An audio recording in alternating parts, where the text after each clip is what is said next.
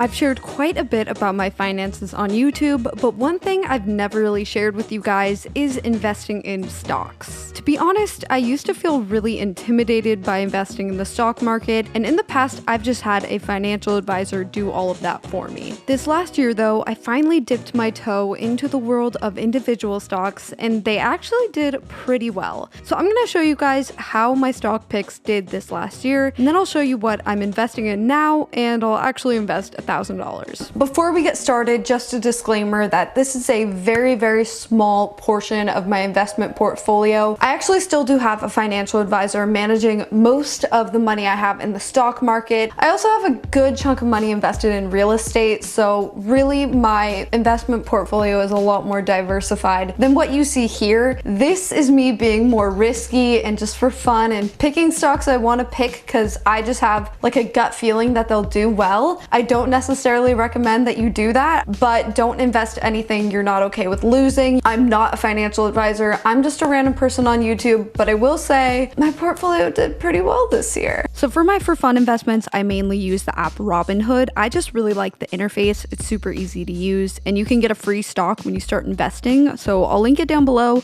We both get a free stock, win-win. Another really popular one is Webull. This one I would say a little bit more confusing of an interface, but it honestly it shows a lot more info. It's much more detailed and they actually have a better referral program. Right now, if you deposit $100, you actually get 4 free stocks. So a better referral program than Robinhood, but you can do both if you want. You don't have to choose between the two. Honestly, I recommend either one. They're both really good and you'll see every finance person on YouTube talk about both of these. I've been using Robinhood for over a year and I just started using Webull actually, but they're both legit and I would recommend them. So before we invest this money, let's take a look at my 2020 individual stock picks and how they did compared to what my financial advisor picked. So here is my Robinhood account. We can see in the last year, I got an 80% return on my investments, which is just so insane. If we're being real here, a lot of that is because I took advantage when things were really low during the pandemic. You probably could have purchased almost any stock back in March and it would have gone up. So I'm not like a stock genius or anything,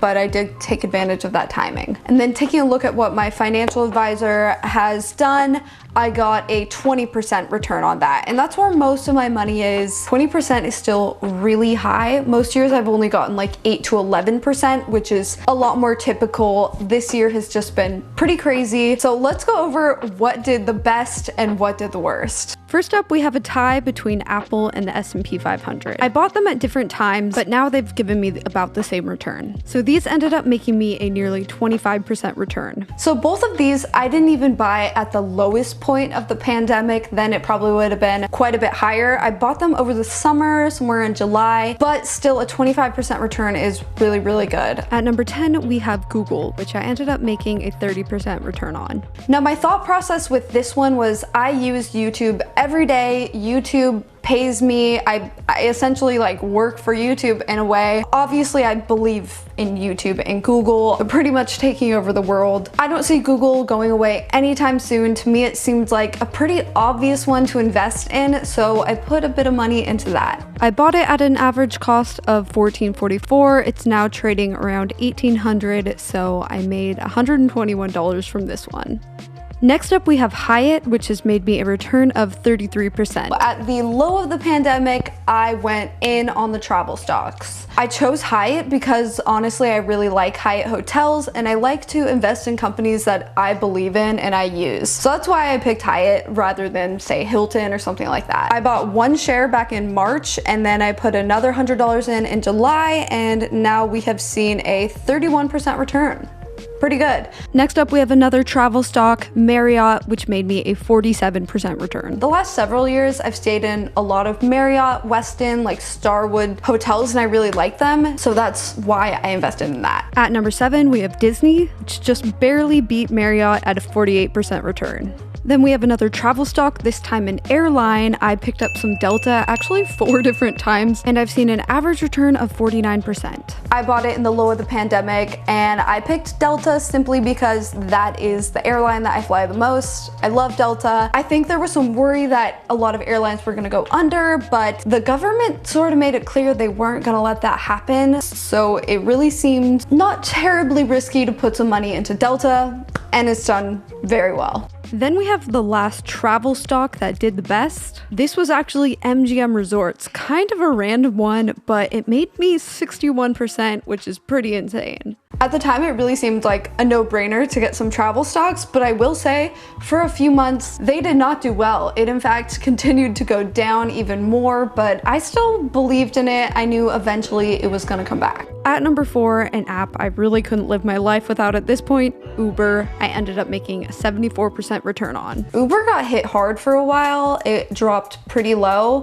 but I just couldn't imagine a world without Uber. I really just did not believe Uber was just gonna go away, so I bought in, and it's done really well. At number 3, we have an app I use pretty much every day, Spotify. I ended up making an 81% return on. Insane. So I bought Spotify right after Joe Rogan announced his podcast was going to be going there. It had already run up a lot, so I didn't think it was going to go up that much more. I really just bought it because I realized I spend money on Spotify every month, and so do millions of other people, and wow, did it do well. It's seen a 72% return, although I will say this one has gone up and down quite a bit. You guys already know this one was going to be on here. Tesla was my second highest return at 112%. This one stings a little bit because I actually initially purchased Tesla back in June of 2019 at $200 a share, which would now be like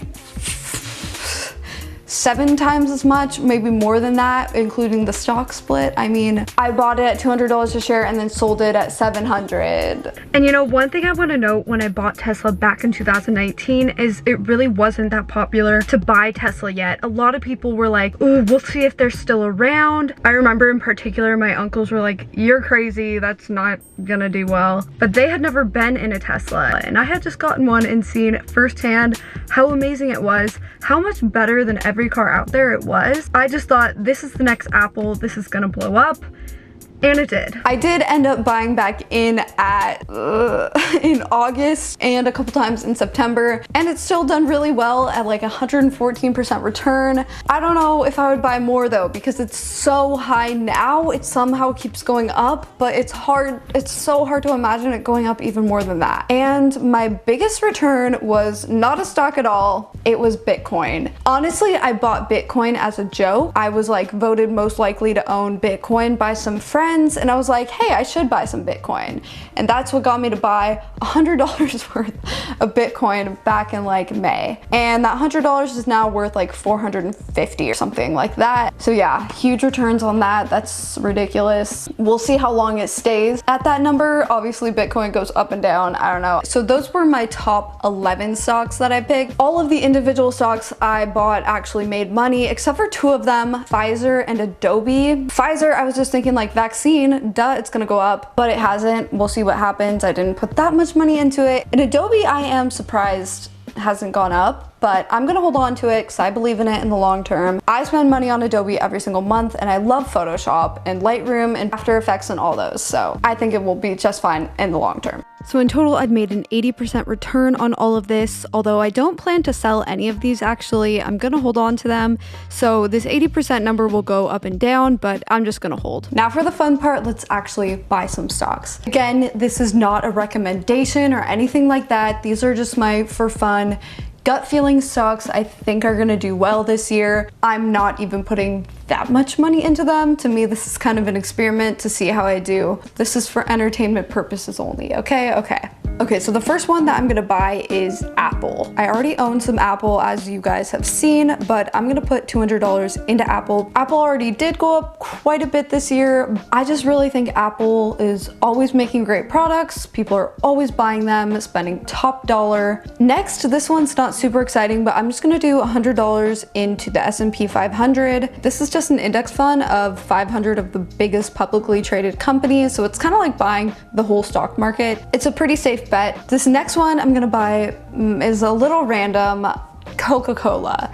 Coca-Cola's down 15% in the last year, probably due to the pandemic. A lot less people are going to restaurants ordering a Coke. I don't think Coke is going anywhere though. They're such a huge company and I'm kind of surprised that they're still down this much.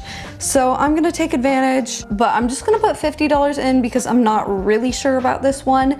And I also don't really drink that many Coke products myself. Like sometimes I do, but really not that much. So 1 share of that. Next up, I have decided to buy a little bit of Facebook, which is kind of weird because I kind of hate Facebook, but I use Instagram every single day. I'm sure you do too. And guess who owns Instagram? Next up is Target. Target is a place that I think we all walk into and we become brainwashed and buy so much stuff we don't need. For that reason alone, I want to buy Target stock because I personally spent so much money at Target. They have gone up a lot in the last year, but they're not at their all-time high. They've dipped a little bit. I'm just gonna do $50 because I'm not really sure on this one, but I do want to track it and see how it does. Next one I'm going to buy is Piedmont Lithium. I think that's how you say it. I think electric cars are the future and are just getting started really. And the batteries of these cars need a lot of lithium. This company in particular actually entered into a 5-year deal with Tesla. It has gone up a bit already, but I think it will continue. It doesn't have the hype that Tesla stock has.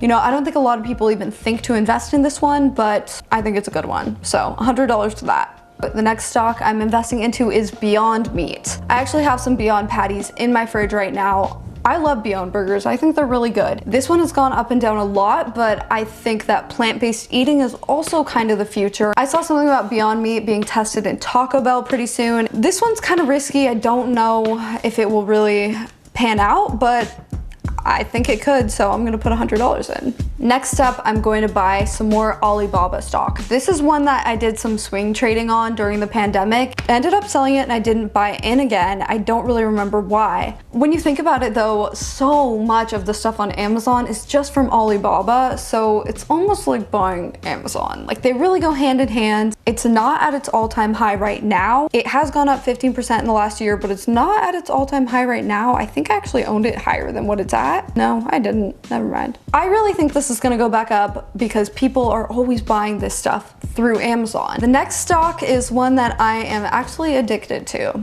Starbucks. I go to Starbucks all the time. It's only up 11% from the past year, so that's kind of like a normal year for Starbucks. When you really look at it, it was a crazy year for Starbucks. I don't think Starbucks is really going anywhere, and I spend so much money there myself that I'm gonna buy $100 of Starbucks. Another stock that's already gone up a lot, but I think will continue to go up, Shopify. I mean, it's already very high and went up 150% in the last year, but almost every online store uses Shopify. I don't think they're going anywhere. So many people rely on Shopify. Even though it already is really high, I'm gonna buy $100 of Shopify. That kind of rhymed. And the last stock I'm going to buy, I don't know if it's the best time to buy it, but I'm just gonna put a little bit in so I don't forget about it altogether. Airbnb. Airbnb recently IPO'd and they have shot up, but I want to invest in Airbnb because I mean, I'm creating an Airbnb in Palm Springs. So obviously it's kind of the same as me investing in Google. I believe in Google, I believe in Airbnb. I use Airbnb as a customer and I'm a soon to be host. I feel like I should own this stock, but I'm only gonna do like $20 into it because I feel like it's gonna go lower. I really do think it's gonna go lower, and I'm gonna buy more when that happens. Okay, and that's it. That's all I'm gonna do today. I don't really expect these to do as well as my 2020 stocks did because we're just not in as big of a dip. So that was insane to get an 80% return. I don't really expect that with these, but I do think these have some potential. We'll see. Even if they do poorly, I'm just gonna hold on to them for a long time. So I hope you guys enjoyed this video. I know it was a little different. I haven't done a video like this ever because I've just been like a little intimidated to. To be honest, this is probably not even the best time to buy. A lot of companies are at an all-time high, but it's only $1,000. It's not like my entire investment portfolio, so I'm fine with it. Okay, I hope you guys enjoyed this video. Give it a thumbs up if you liked it and you want more videos about investing in the future. And yeah, I'll see you in my next video. Bye.